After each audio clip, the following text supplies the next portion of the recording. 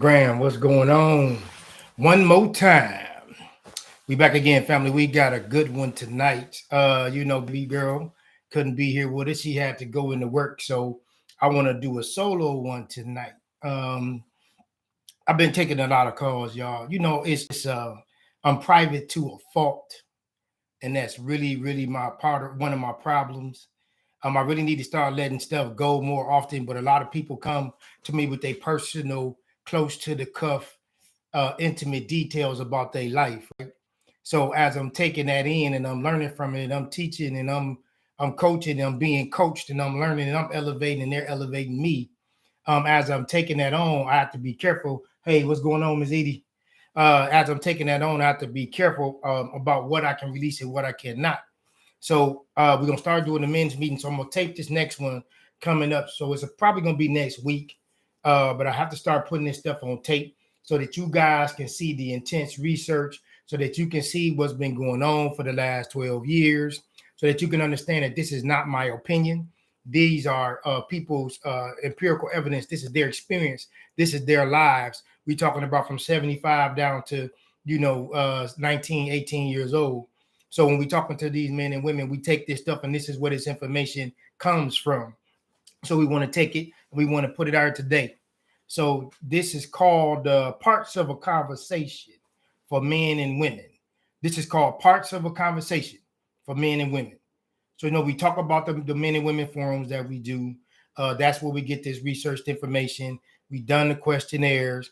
There's a consistent pattern of failure that we all see in our relationships. If it's not us, then it's the people that's close to us. And I think we all have some shortcomings and some dysfunctions. We have some large misconceptions in our relationships. So when I say parts of a conversation for men and women, I want to break it down into parts. The first part, where we go wrong at as men and women, is choosing a mate. A lot of times we misconstrue what a man and a woman is. And with the Clipper Dome Chronicles, with the research, we have specific definitions that has been given to us by thousands of people. So this is just in general. This is not the end all, be all, cure all. So when you picking a mate, you have to know that there are stages. These are not ages. These are mentalities. These are stages. These are not ages. These are mentalities. We think because somebody's 18 years old and they're over a certain height, that is an adult. That means they're legally responsible for the things that they do in this society.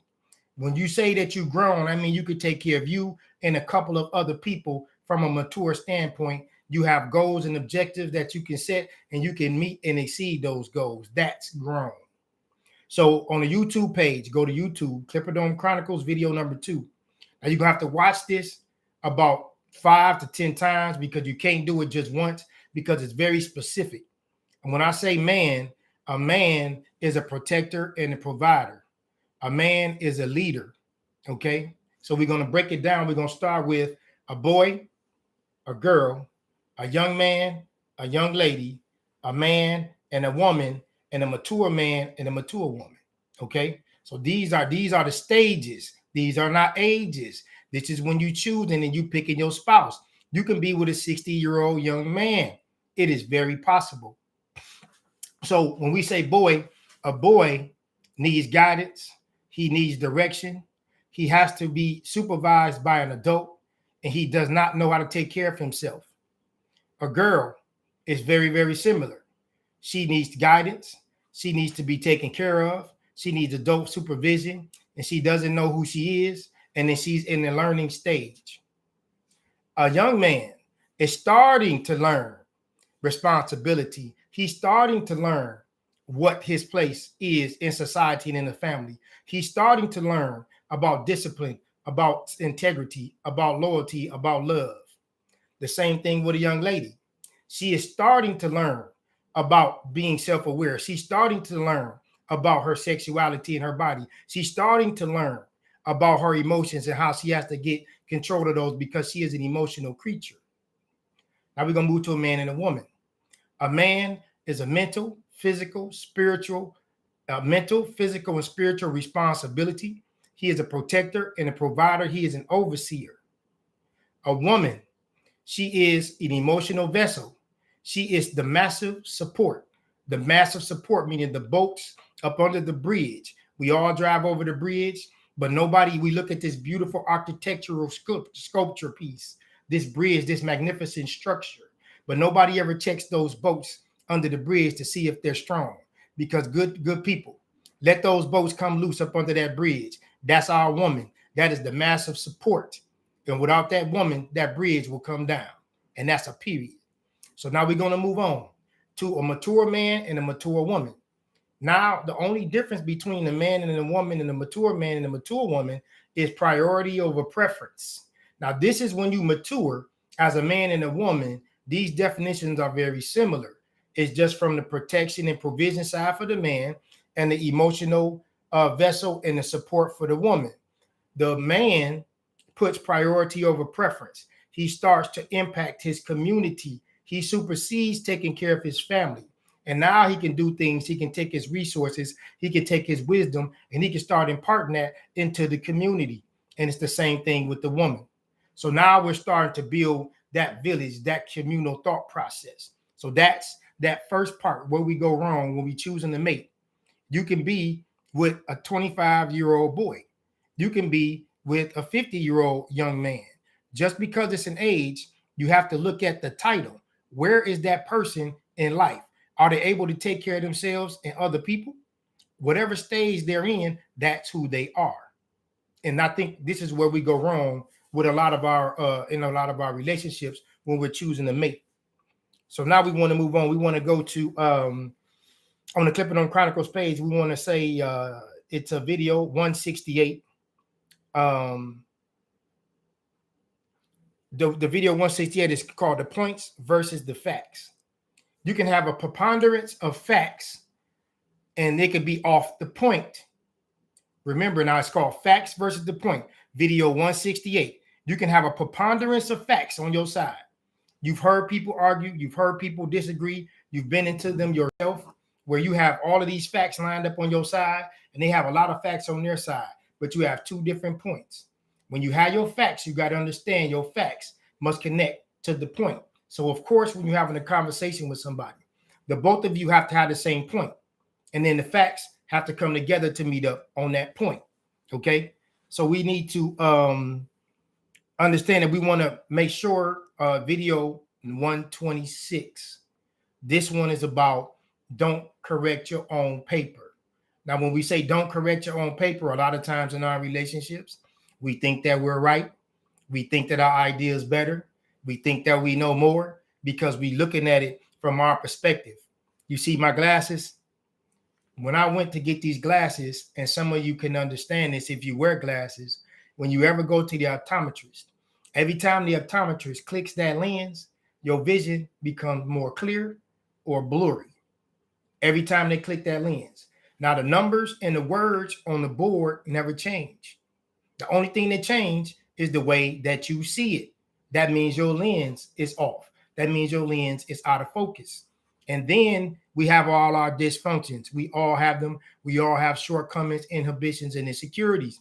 So that's coming through. This is where our filter comes in. This is what we filter out.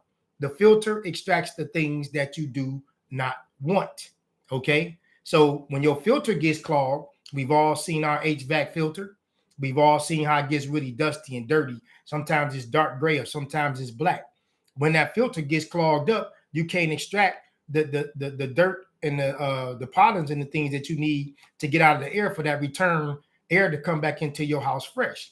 This is what's wrong in our relationships. Our lens is blurry and our filter is clogged. So when we have these two things that are messed up, we can't see clearly, and then we can't extract the things that we need to take out so that we can have this healthy relationship. So we got these videos that can help us with the parts of the conversation. The last one is video 143. That one is about beliefs are stronger than the truth. Beliefs are stronger than the truth. Okay, your belief can be totally absent of the truth. Look up the definition. Your belief can be totally absent of the truth, and that's fine. That's okay. You can believe whatever you would like, but please understand the definition of a belief is that it can be totally absent of the truth. So when we talk in our relationships, when we having these heartfelt, emotional, in-depth conversations, it could be heated, it could be passionate, you could be right or you could be wrong. But if you're standing on your belief, please be careful because a belief becomes to a point where it gets stronger than the truth. I have sat with people, I have this stuff researched, it's on tape, I have it recorded, and people still want to try and debate obvious empirical facts. And this is where I have to step back and I learned that you can't explain the unexplainable. If somebody wants to believe something, it doesn't matter how much truth I can give them. It doesn't matter. Their belief is going to be stronger than the truth that I'm giving them. So these are just the parts of a conversation. I want you to sit down. I want you to go back over this video. I want you to go to the YouTube Clipperdome Chronicles. I want you to, these videos are numbered, so you don't have to fish through them. You just go in there. You can look up the videos. Like if I say points versus the facts, video 168. If I say don't correct you on paper, video 126. You can just go to those and you can check them out and see what they're about. And we got a caller. We got somebody calling in. Hello, caller. What's your name and where you calling from? Oh, they hung up. Let me see. Yeah. Hopefully they call back. Yeah. So we want to wrap up the show. If that caller, if you're still there, please give me a call back. If you're there. All right, here they go. Here they calling back. Hello, caller. What's your name and where you calling from? Yes, I am calling from Detroit, Michigan. Detroit. Okay, how you doing? Fine. How are you? Good. You got a question or a comment for me this evening? Yes, I have a question. Go ahead. Okay, it seems like everyone I dated, it seems like it's hard for them to commit. Okay. So what am I doing to put myself in that situation? Well, okay, so so it takes two people to be in a relationship. Let's say that you're doing everything you're supposed to do. Are you talking to a man? Did you hear most of the show tonight? Hold on, you have like an echo. Say that one more time. I said, did you hear most of the show tonight? Yes. Okay. Are you talking to a man? Okay. Yes. And this question is, I'm actually asking for people that's like afraid to actually comment. Oh, I see. Come on your show right now. So I have a list of questions. Go ahead. I don't know how long your show is. No, we got all the time in the world. The show is over. It's perfect timing. Go ahead. Okay, so this person has been dating, and actually she feels like she's always placed in a friend zone. Okay. So she's wondering what she's doing wrong to be placed in the friend zone, although she has been intimate in these relationships. Okay. Okay, so first of all, I have to make sure that we're talking about a man by definition. Okay. Well, you know what? Okay. I guess age doesn't make you qualify you for a man. Exactly. So. Exactly. So, okay, let's just say you say, hey, Dennis, I need some transportation so I can get to work. So I'm going to bring a private jet and I'm going to sit it in your front yard. You understand? You have to be very specific about what type of transportation you need. And then it has to be practical. So what if she's talking to a man and is he practical for her? Okay, and on a follow-up, do you think that she's asking too many questions to run this man away? Okay, no. So, around about how old is the young lady? She is about 45. Okay, so no. So she's dating up in the 40s and above. Those should be men and they should be ready to handle the tough questions. Now, I wouldn't go as far as talking about marriage on the first or second date, but the tough questions are, do you want a committed relationship and where do you want to take this? Those are valid questions on the first date. Okay. Yes, ma'am. Okay, another one. I feel like my husband do not share the responsibility of our children. How do we agree on reasonable parenting time for each other? And these are young married couples, I would say within the range of 26 and 27 years old. Okay, so they want to know children. How do they share that time equally? Right, correct. Okay, so wait, now this is in the same house, right? Correct. Yes. That would depend on work schedule. So we would have to know what are the activities of the children? How often do they need to go and be outside of the house at those activities, if any? What is the work schedule of both parents? and then they will have to come to a meeting of the minds based off of pretty much the children's schedule. Mhm. Yeah, I get that's to be about the best that I could give you on that without having more details. Okay, I'll have to get more for you. Yeah. And the last but not least, like I said, I have asked a lot of people to chime in, but they wanted to give me their questions. Okay, But that's anyway, cool. That's so, cool. This person states she still has feelings for her ex, although they both have moved on successfully. Emotionally, she feels like she's still tied to her ex. So what should she do? Ooh, and she's married. Is she married? Yes, they both are married now. Oh, now that's ugly. I'm gonna tell you something. So the consciousness and the subconsciousness have two modes of operation. So consciously, you cannot want to be with a person, know that you married, you could be functioning in your marriage, and you can be trying to, make sure you're not dealing with those feelings. But subconsciously, when you go to sleep, your body solves problems, your mind, excuse me. And when your mind is trying to solve those problems, that person is going to be constantly in your spirit if you don't sit down and reconcile that some kind of way. And I don't really have an answer to that. Okay, so you're saying that she should actually talk to her ex? No, I'm not saying that. That could be dangerous. Because Oh, wait, somebody's hold on one second. Okay. Let's see.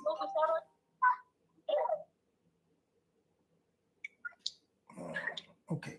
All right. Sorry about that. I don't know. I wouldn't tell her. I wouldn't tell her to talk to him. I wouldn't say that. Because that could get dangerous. But they're gonna have to find a way to deal with it. I'll say maybe some counseling. I don't know. I don't know how to. Yeah, that's a rough one. I don't know how to do that. They come in with some questions, so I'm just. And that's okay. Be prepared. That's okay. They want to know also too, when are you doing your solo live podcast? Okay, so usually that's on Wednesdays. Okay. Yeah, that's usually on Wednesday. So now listen, if they want to get their questions, you can send them in and I could do a show just for them. Okay. If they want to be private, what we can do is I can give them a link and they could, like, if it's 10 of them, they can just come in and we could just do a show just with them if they want to do that. This will be all people like in an age range of maybe mid 25 through maybe 32. Got you. I do it all the time. Yes, ma'am. Okay. Yes, ma'am. So to just tell them to get together, we'll say get their questions. And they sit down and I'll send you guys the link and we can just do it. Only they can see it. Then that's part of my problem. When I started off the show, a lot of people have a lot of personal things that's kind of deep and intimate to them. And I don't like to share that information. So the private ones work, but I don't get to tape them. That's where the problem comes in. Okay. Mm-hmm. Put that back. Yeah, but I would love to do that. We can do it. Yes, because we definitely have a lot of people, like I said, a lot of people wanting to join, but I guess I told them at the last minute. Okay. So, okay. And I'm gonna tell you, if you gave them 2 week notice, they still will be apprehensive. A lot of people is new to them, and they don't understand that these relationships are patterns. It's not new. I'm telling you, it's the same thing going round and round. I'm telling you. Yeah. Okay. Yeah, it's not new. All righty. Okay, well, thank you for the call. Oh, no problem. Have a blessed day. All right, do the same.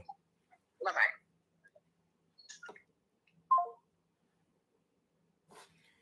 Okay, that's going to end the show, good people. We want y'all to take this. We want you to test this. We want you to try this. Take it to the barbershop or take it to the hair salon. Take it to the job or take it to the church.